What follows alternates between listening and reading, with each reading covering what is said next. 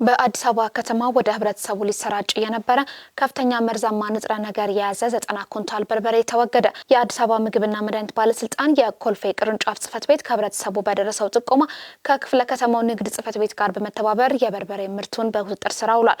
በአዲስ አበባ ልዩ ቦታው ኮልፌ ቀራኒዮ ክፍለ ከተማ ወረዳ 7 ኮልፌ ሁለገብ የገበያ ማዕከል በሚገኘው መደብር የተገኘ ሲሆን ለምግብነት ሊውል የነበረ የተዘጋጀ የበርበሬ ምርት በኢትዮጵያ ተስማሚነትና ምዘና ምርቱ ተመርምሮ ከፍተኛ አፍላቶክሲን ማለትም መርዛማ ንጥረ ነገሮችም ተገኝተውበታል። የኮልፌ ምግብ መድኃኒት ቅርንጫፍ ጽፈት ቤት ስራ አስኪያጅ ሲስተር ሙኒራ ነጋ ለብስራት ሬዲዮ እንደገለጹት በማህበረሰቡ ላይ ጉዳት ሊያስከትል የሚችል ግምታዊ ዋጋው ከ8 ሚሊዮን ብር በላይ የሚያወጣ የበርበሬ ምርትም ከተለያዩ ባለድርሻ አካላት ጋር በመቀናጀት ተወግዷል።